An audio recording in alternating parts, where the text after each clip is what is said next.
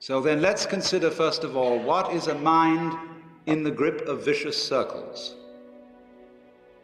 Well, one of the most obvious instances that we all know is the phenomenon of worry. The doctor tells you that you have to have an operation. And that has been set up so that automatically everybody worries about it. But since worrying takes away your appetite and your sleep, it's not good for you. But you can't stop worrying, and therefore you get additionally worried that you are worrying. And then, furthermore, because that is quite absurd, and you are mad at yourself because you do it, you are worried because you worry because you worry. That is a vicious circle.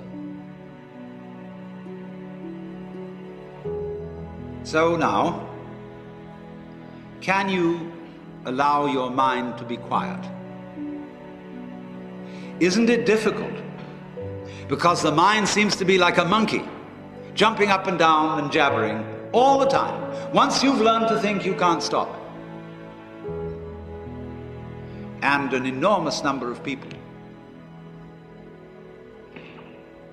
devote their lives to keeping their minds busy and feel extremely uncomfortable with silence. When you're alone, nobody's saying anything, there's nothing to do.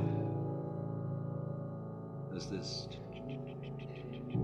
worry, this lack of distraction. I'm left alone with myself, and I want to get away from myself. I'm always wanting to get away from myself. That's why I go to the movies, that's why I read mystery stories, that's why I go after to girls or anything that you do, or get drunk or whatever. I don't want to be with myself.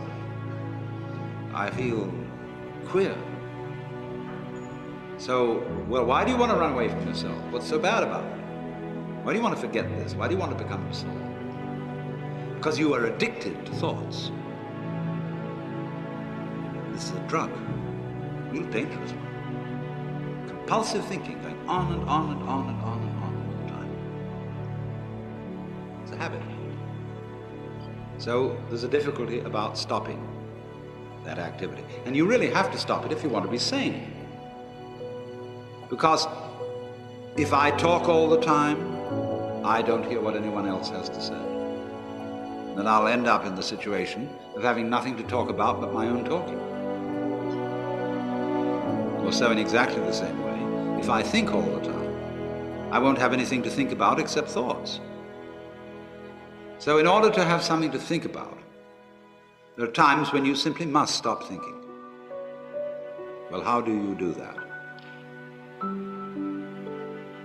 The first rule is don't try to.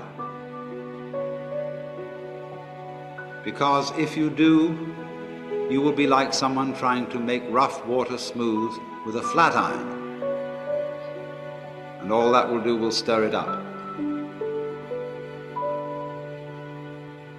So in the same way as a muddy, turbulent pool quiets itself when left alone, you have to know how to leave your mind alone.